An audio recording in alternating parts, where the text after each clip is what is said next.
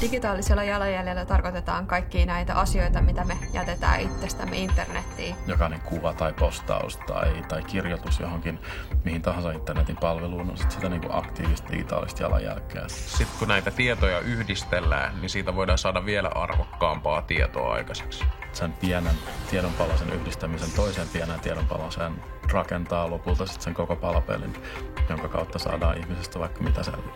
Ei vitsi, mikä salasana. Pitää.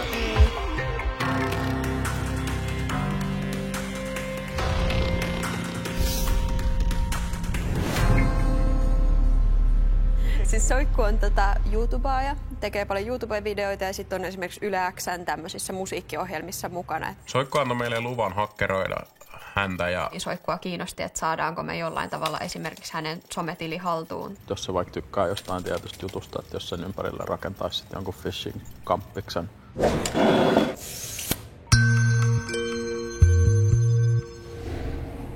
Soikku Hämäläinen, also known as Sonja Hämäläinen. 91, syntynyt 27 vuotta. Tässä oli jo alusta asti se hankaluus, että hänen puhelinnumero ja kotiosoite ei ollut julkisia, niin meidän piti sitten lähteä tutkimaan vähän, että mitä kaikkea tietoa löytyy tuolta internetistä. Jossain määrin ehkä snadisti vaikeampi kohde kuin ihan tavallinen pulliainen, jolla on ihan kaikki avoinna. Ensimmäinen juttu, mitä me Soikusta löydettiin, oli sen sähköpostitili ja sen sosiaalisen median tilit, jotka kaikki löytyi sieltä YouTuben About-sivulta. SOI, soi ja kuu. Noin. Windowsline.com. Kuinka monta hakkeria tarvitaan kirjoittamaan Soikun sähköpostiosoite? Me vaan tehtiin perustietojen etsintää hänestä ja Last.fm ja Tumblr Breachista löytyy passut, sähköpostit ja salasanat. Eli siellä on ainakin vanha salasana olemassa. vaikka tämä vanha salasana ei toiminut, niin siitä me saatiin kuitenkin jotain osviittaa, että minkä tyylisiä salasanoja Soikku saattaa käyttää myös tänä päivänä. Huva. Mistä sä löydät sen dumpi? No, I have places. mulla on kavereita. Joo, mä katson tätä Soiku Instagramia, niin täällä on kyllä jotain kuvia, mitkä näyttää sille, että se voisi olla sen jostain kotiparvekkeelta otettu tyyliin. Me tutkittiin vähän tarkemmin noita kuvia, mitä Soikku on pistänyt Instagramiin. Kyllä mä sanoisin, että se on otettu tosta. Sitten vaan vertailtiin, missä kohtaa on niinku samankorkunen torni näkyvissä Helsingin yllä. Tässä on vähän vaikea sanoa, kun ei oikein näe, mikä värinen toi on toi ulko. Se on niin siisti juttu, koska siis tänne mahtuu sänky ihan hyvin. Tää on tosi ilava tää kämppä. Mut hetkonen. Kaha. Mä en tiedä mikä kone sillä. Saatiin eka semmoinen aika hyvä käsitys siitä alueesta ja sitten vähän kuvia tarkemmin katsomalla saatiin sitten tarkempi kotiosoite vielä selville. Hei, kato, joo. Kato, tosta me nähdään, että minkä muotoinen toi on toi puistoalue. Sitten me nähdään, että tossa on tommonen niinku parkki tohon suuntaan, niinku tämmönen riviparkki. Nää on keltaisia nää talot. Tää sisällä. Jep, hei, tässähän se on. Kato. Pienten tiedonjyvästen kautta löydettiin se punainen lanka, jonka kautta sitten löytyi tää oikea porttikongi ja oikea rappu.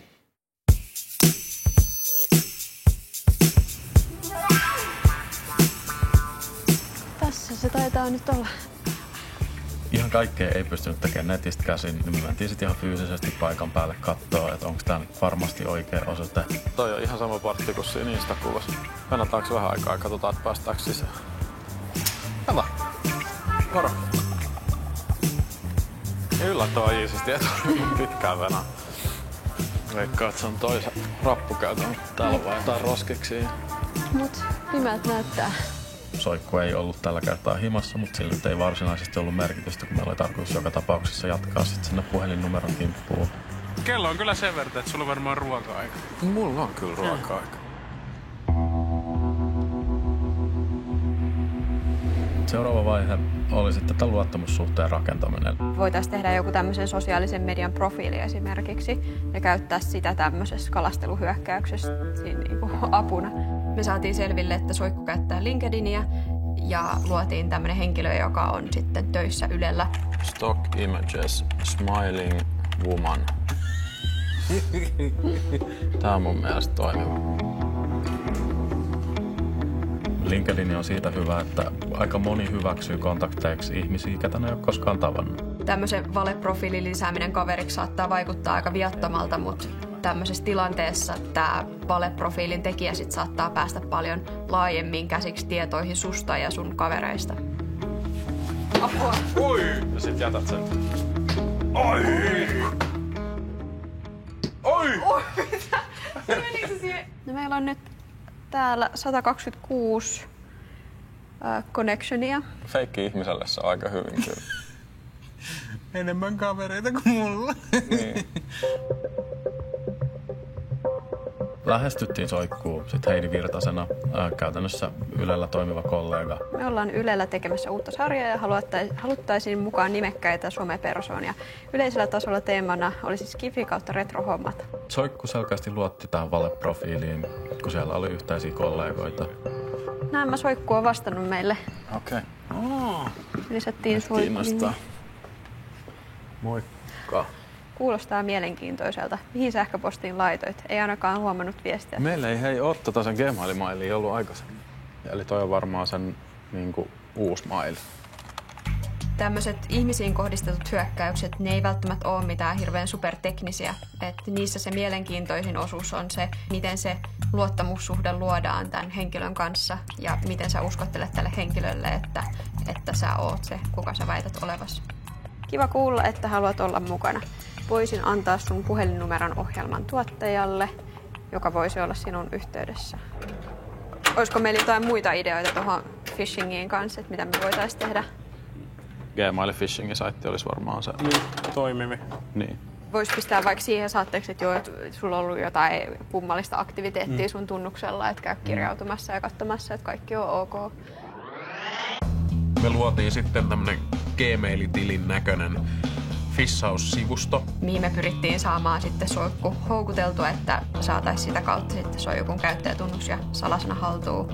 Tämä on aika tyypillinen tapa kalastella ihmisiä, mutta tässä tapauksessa niin se oli aika kohdennettu. No niin.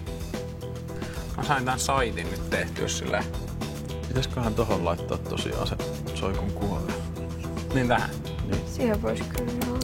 Näin. Lähestyttiin ensiksi sähköpostilla. Gmail kuitenkin blokkasi meidän kaikki yritykset, joka oli hidaste. Niin me sitten keksittiin, että mitä jos me lähettäisiin tekstiviesti. Löysin tämmöisen palvelun, missä pystyy spuffaan lähettämään. Voi lähettää niinku jonkun nimissäkin. Eli mä voisin laittaa tähän esimerkiksi Google. Iiro, me tarkkaillaan sua. Meidän piti olla kohtuu luova tässä vaiheessa ja löydettiin semmoinen palvelu, millä pystyy feikkaamaan tekstiviestin lähettäjiä. Katsotaan tuleeko läpi. Jos lukee Google. Itse toi on oikeasti aika spooky. Ai, meni kananlihana. Siis tässähän näkyy nyt noin niin vanhat Googlelta tulleet viestit kanssa. Niin, se on aika uskottava. Joo, on se aika. mistä sanoisin, joo. Kun me lähetettiin tätä tekstiviestiä, niin se tuli oikeaan kontekstiin, mikä kertoo siitä, että puhelin tulkitsee lähettäjän numeron tai lähettäjän nimen olevan aina aito. Gmail. Tähän tulee passu. Varmistaaksesi Google-tilisi turvallisuuden, tarkistathan tuoreet kirjautumiset hallintapaneelistasi ja sitten linkki tuohon meidän phishing-urliin. Olisiko kova? Mä oon ihan järkyttynyt. Mulla ei mitään sanottua.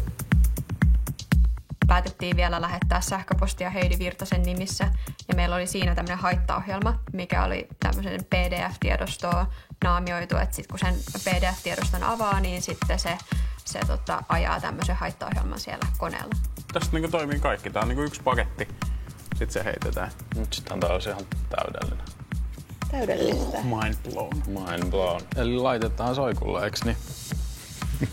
Jee! Moikka!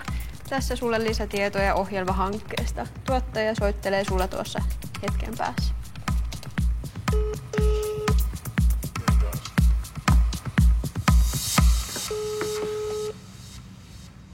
Sonja. No, tässä on Benjamin Ylältä, moikka. Moi. Onks paha paikka? Ei ole paha paikka. Okei. Sä oot Heidin kanssa jutellut vähän kun meillä on tämmönen Skifi-proggis. Joo. Joo. Joo, mä LinkedInissähän lähesty. Onko toi Skifi sulle kuitenkin ihan niinku semi-läheinen? On läheinen, on ihan kiinnostava. Heidi laittoi sulle ainakin sen käsiksen mailissa. Mä en tiedä, onko mä saanut sen, onko se mennyt oikeaan sähköpostiin vai mun vanhaan. Mutta mä voin kyllä tsekkaa sen. Jes, kiva. Älä, moi. Vitsi, miten jännä. No on. Sitten vaan odotellaan. Ei, nyt se sellaisena tee. Me saatiin sitten Soikku käymään täällä meidän kalastelusivulla. Oot sä tosissas? Ei vitsi, mikä salasana. Tää vähän pitää. Ei. Sä oot ihan järkyttynyt. Mihin kaikki otetaan se? Yleensä ihmiset käyttää samaa käyttäjätunnusta ja salasanaa ihan joka paikassa. Tässäkin keississä kävi näin, eli me pystyttiin käyttämään sitä myös sen YouTube-tiliin, me pystyttiin kirjautua sen Twitteriin, tai oltaisiin saatu sen sähköpostit auki. Moi Soikku. Jätettiin sinne sitten tämmönen tervehdysvideo, mikä oli näkyvinä vaan Soikulle. Mä päästin sen koneelle. Nyt meillä on sitten niinku kaikki hallussa. Siinä vaiheessa, kun Soikku sitten avasi tämän PDF:n, niin me saatiin etäyhteys sinne Soikun koneelle.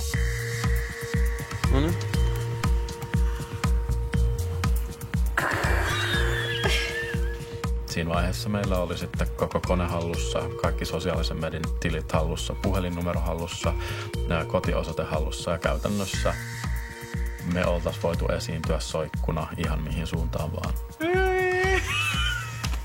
Me laitettiin Soikulle terveisiksi se viesti, mikä me oltiin laitettu sinne YouTubeen. Eli Tavattiin Soikulle se siihen näkyviin suoraan selaimeen.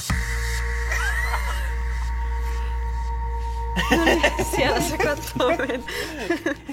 Soikku vaikutti aika yllättyneeltä ja ehkä vähän pelästyneeltäkin, että kuinka helposti tapahtuu tämmöinen hyökkäys. Moi Soikku. Onks kotona kiva? Tee Heidi Virtanen.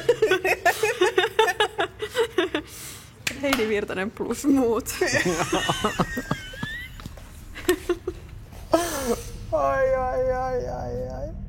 Vaikka on tosi epätodennäköistä, että ihan tavallinen kuluttaja joutuisi näin kohdistetun hyökkäyksen kohteeksi, on kuitenkin tosi tärkeää pitää huolta omasta yksityisyydestään, koska huonolla mäihällä niin näin voisi käydä just sulle.